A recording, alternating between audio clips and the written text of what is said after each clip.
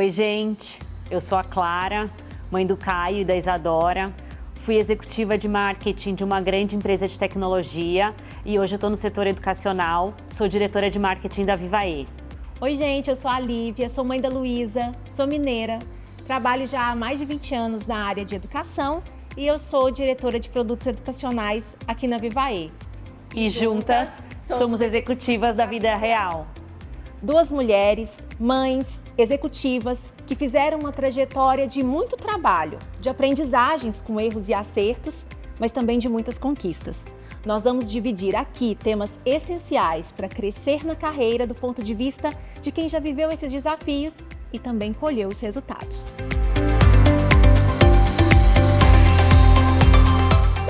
Gente, no primeiro episódio das nossas conversas sobre carreira, como crescer na carreira, como usar essas competências em prol do nosso desenvolvimento e da alavancagem, das nossas vidas, nós vamos falar sobre um assunto que deveria ser pauta recorrente, que é o feedback. Se a gente for buscar aí no dicionário, no nosso cotidiano, o que é feedback, nós vamos ter inúmeros conceitos. Mas acho que, para simplificar, o feedback é uma conversa, um alinhamento, seja sobre pontos que realmente precisam ser ajustados, seja uma avaliação sobre determinada entrega, determinada atividade, E por que o feedback funciona? Ele funciona justamente porque ele é baseado em evidências e a partir das evidências a gente consegue valorizar o que foi entregue e repetir esse comportamento, essa atitude, essa ação, ou corrigir para que nas próximas a gente faça diferente, a gente realmente possa estar alinhados em prol de um objetivo maior. E no dia a dia, é muito complexo, às vezes, pensar em receber ou em dar um feedback, porque a gente fica receoso ou de chatear as pessoas, ou de estar trazendo os nossos achismos para a mesa. E aí, Clarinha, muitas barreiras podem surgir. E é um pouco isso que eu queria ouvir de você, assim. O que você acha que são as principais barreiras quando o assunto é feedback? Acho que, assim, do ponto de vista do colaborador, existe um medo natural, Lívia? Que esse feedback não seja genuíno, que ele não traga realmente evidências claras. Mas eu acho que sempre você precisa ter em mente que quando você está nesse momento de feedback, a pessoa ela vai vir para você justamente para trazer pontos que vão contribuir para o seu desenvolvimento profissional e vai fazer com que a empresa prospere como um todo, um time esteja mais alinhado e com isso as ações propostas para o dia a dia dessa companhia evoluam naturalmente. Eu acho que também as companhias não estão acostumadas a ter esses momentos formais de feedback. Os gestores muitas vezes não estão preparados para isso. Então, no final, eu acho que assim, seria muito importante que as empresas preparassem esses momentos, mostrassem para os colaboradores e para os líderes o porquê é tão importante isso. E no final, quais são os ganhos efetivos que as pessoas vão ter com isso. Perfeito. Sem querer te interromper, mas já te interrompendo, a Cris Junqueira fala uma coisa que é muito importante, muito interessante. Ela diz assim, se eu não digo para a pessoa o que precisa ser corrigido ou o que realmente foi adequado naquela situação, qual que é a minha contribuição no final das contas, Se eu não digo no que isso vai auxiliar, vai ajudar o meu liderado, por exemplo, ou o meu par, ou até o meu gestor, porque a gente também pode dar um feedback, para um líder, para um gestor. E eu acho que essa sensação, e mais do que sensação, Clara, essa importância que você traz do ponto de vista do colaborador se desenvolver, da pessoa dar o próximo passo, é um pano de fundo excelente para a gente realmente criar coragem, e ter essa conversa franca e expor os pontos de maneira objetiva, com clareza, como você acabou de falar, sem julgamento, sem achismos, para que a pessoa possa, de fato, conseguir evoluir, Acho que é muito importante nesse momento que você traga fatos concretos do comportamento ou das atitudes que essa pessoa teve, ou que foram positivas ou que precisam ser melhoradas, até para ela entender aonde que estão os reais gaps dela nesse dia a dia de trabalho. Muito interessante, porque quando você falou que muitas vezes os líderes não estão preparados para o feedback e que a cultura das empresas também não prioriza isso, eu fico pensando que essas empresas que não priorizam, ou até as que priorizam, a gente tem que tomar um cuidado para que não vire um teatro, um grande teatro. E quando eu falo de evidência e quando eu falo de construção de confiança, né, que são pontos que a gente vai tratar daqui a pouco, eu posso, de fato, contribuir para o próximo passo daquela pessoa, né? Olivia, por que você acha que as pessoas e as companhias crescem com esses momentos de feedback? Eu acho que, principalmente porque a gente pode, numa conversa, num alinhamento, olhar para aquela fotografia e, naquele momento, digamos assim, com aquela situação congelada, poder observar exatamente o que foi positivo, o que foi negativo, porque tem coisas que são de fato ruins e que podem ser melhoradas. Olhar para isso de forma aberta, de forma corajosa, de forma frontal e discutir o que pode ser melhor. E acho que aqui tem uma grande aprendizagem, gente. A gente não deve olhar e o feedback ele não deve ser um muro de lamentações, né? Ou um muro de justificativas. Pelo contrário, é uma oportunidade de olhar para aquela lição aprendida e perceber o quanto eu vou me comunicar melhor da próxima vez, o quanto eu vou estar mais focada no resultado, o quanto eu vou me preocupar mais com as pessoas que estão envolvidas na situação, como que eu me comunico com a pessoa que me encomendou essa demanda, com a pessoa que vai receber e vai validar, com a pessoa que vai me ajudar nessa entrega, né? Então, são aspectos assim práticos para a gente observar o que pode ser melhor. E acho que esse ponto da comunicação que você trouxe é muito importante, porque no final eu acho que isso também é uma barreira que existe hoje do porquê não existe o feedback. E acho que o importante é que essa comunicação ela seja fluida no dia a dia e o feedback aconteça nos momentos formais. Que com isso, os colaboradores e líderes vão estar acostumados já com uma comunicação aberta, num ambiente confiável e que no momento de feedback ele possa, no final, acreditar e confiar que aquilo está sendo feito de forma super genuína para ele e que vai trazer esse desenvolvimento pessoal e profissional que a gente trouxe. E sem dúvida, porque aí eu não fico com frio na barriga de que, poxa, lá vem o feedback, né? A salinha do feedback, né? O one-on-one de feedback. Não, os feedbacks a gente consegue se dar e receber, né? No contexto do dia a dia, no trabalho, e no café ou para quem está online, né, nos momentos também online. E no final, esse frio na barriga, ele vai acontecer, né, Lívia? Eu lembro, assim, exatamente quando eu fui promovida a gerente, eu cheguei num time novo, num tema super novo, e uma mulher recém-promovida, voltando de uma licença maternidade, então acho que já existia um preconceito ali normal, e de pessoas que já estavam na área há bastante tempo. E eu cheguei nessa área, a primeira coisa que eu fiz foi conversar com todos os gerentes da área, com os times, para entender mesmo como estava aquele cenário daquele time que ficou muito tempo sem um gestor, sem um líder.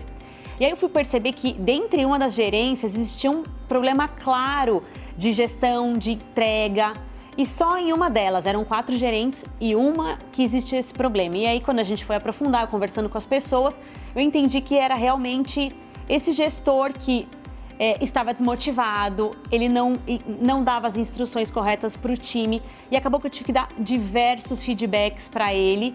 Nesse momento não foram positivos, porque a gente precisava retomar o ritmo de trabalho e também precisava dar aquela confiança para o time que eles também estavam indo no caminho certo ou mudar a rota quando preciso. Então foram momentos de muita conversa com esse gestor, foram momentos difíceis, duros, mas que foram necessários para realmente esse time deslanchar e até esse próprio gestor mudar o comportamento dele no dia a dia. Ô Clary, eu imagino que você tenha que ter se preparado bastante para essa conversa, né? Sim, é muito importante para qualquer momento de feedback. Acho que a primeira coisa é estar preparado para isso.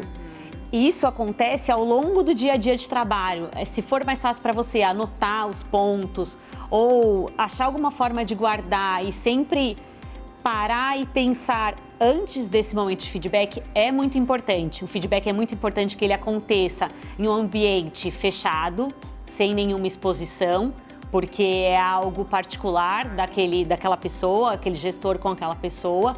Então, preparação é muito importante. E isso para um feedback positivo ou negativo, porque você vai conseguir trazer pontos concretos e genuínos e não fazer julgamentos em relação àquela pessoa em um momento específico. E sabe que hoje em dia a gente tem várias metodologias, né, de como fazer o feedback, de como receber. E além da preparação e para além das metodologias, eu percebo que algo que também faz diferença é como a gente se comunica. Porque em alguns momentos a gente precisa de fato, e em alguns não, né? Em todos os momentos a gente precisa ter inteligência emocional para que a gente possa digerir o que a gente precisa, o que a gente quer falar, né? E entregar isso da melhor forma nessa comunicação. Só que para algumas mensagens a gente também precisa ser mais incisivo, né? Principalmente quando isso afeta resultados, pessoas, contextos, né? Que são inadmissíveis, né? Porque existem coisas que são inadmissíveis no nosso dia a dia de trabalho. Então é importante a gente saber, com inteligência emocional, escolher o melhor posicionamento, que claro, aí vai acontecer na nossa comunicação, nos nossos gestos, na nossa fala. E quando a gente precisa ser mais incisivo ou mais objetivo, tá tudo bem. A gente só precisa, de fato, fazer essa preparação para nos respaldar, né? Sim, sim. Olivia, pensando um pouco na sua vasta carreira, você tem bastante tempo de experiência, qual foi o feedback mais difícil que você já recebeu? Nossa, essa é uma ótima pergunta.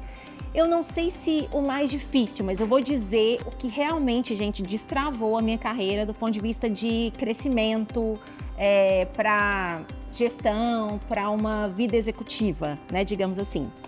Há 15 anos, mais ou menos, um par meu, a gente se completava muito, na verdade, né? Eu fazia todas as entregas técnicas, gerenciava equipes técnicas e ele muito ligado ao negócio, aos projetos, à dinâmica de gestão de projetos, financeiro e tudo mais. E teve uma vez que a gente foi surpreender um cliente, a gente de fato fez uma entrega que o cliente ficou boquiaberto e ele me chamou na sala e ele falou: Lívia, parabéns pela entrega, quero reconhecer aqui que você surpreendeu o cliente, ele não esperava, na verdade ninguém esperava, do ponto de vista da metodologia, do ponto de vista da experiência, e trouxe vários aspectos. E ele falou: e agora? Qual que é o próximo passo com esse cliente? Como que ficou a margem de contribuição desse projeto? Como que a gente pode adicionar isso que você entregou para esse cliente dentro do nosso portfólio? E eu comecei a refletir que eu não tinha aquelas respostas e que aquelas respostas iam complementar a minha carreira e me elevar para um outro nível de contribuição para o negócio, de contribuição para o cliente, de crescimento de fato, né? E eu sou muito grata a esse feedback até hoje. E aqui acho que um parêntese. Muitas vezes a gente encara pessoas que têm competências muito diferentes das nossas, às vezes até como uma ameaça, né? E na verdade, se a gente se dispõe a aprender com essas pessoas e ouvir, inclusive, o feedback dessas pessoas, a gente pode crescer bastante. Sem dúvida. Bom, para finalizar esse nosso papo, que eu tô adorando, hein, gente? Espero que vocês também possam usufruir bastante na prática dessas dicas que a gente está dando aqui. E falando em dica, eu queria te perguntar, Clara, quais são as suas 2 dicas para quem vai dar e para quem vai receber feedback? Acho que sem dúvida, para quem vai dar o feedback, a primeira coisa que a gente já falou aqui, que é muito importante, é essa preparação. Então, se preparar, se estruturar antes desse momento, reservar um ambiente para fazer esse momento do feedback, ter uma comunicação muito clara, objetiva e trazer fatos reais do porquê que você está dando esse feedback. Não só impressões suas por comportamentos específicos, mas trazer fatos que descrevam realmente o porquê que esse comportamento foi positivo ou negativo. E acho que assim, pensando em quem está recebendo feedback, é muito importante você ter aquela escuta ativa. Se para você for importante anotar tudo que você tem para anotar, não confrontar de forma alguma o seu gestor ou a pessoa que está dando, esse par que está te dando feedback, e no final agradecer. É muito importante que você faça perguntas, se não ficou claro, mas eu acho que só a conversa do porquê que você aceita ou não, você faz em outro momento. Acho que é importante você voltar para casa, pensar, refletir o que esses pontos que foram trazidos para você e depois conversar com mais calma com essa pessoa? Se eu posso contribuir, Clarinha, também com essa sua reflexão, eu acho que tem um ponto que é importantíssimo para a organização como um todo, mas também para o feedback, que é a construção de confiança. Os gestores, os líderes, o RH pode trazer isso como cultura e fomentar isso, mas cada pessoa, independente do nível que ela estiver, né, do cargo, na verdade, que ela estiver, ela pode também gerar atitudes de confiança, ambientes de confiança, porque isso, consequentemente, traz segurança psicológica e nos deixa confortáveis para conversar sobre qualquer assunto com franqueza, com frontalidade. Nossa, Lívia, é muito bom ouvir de uma especialista com tanta experiência e de tantos anos no mercado.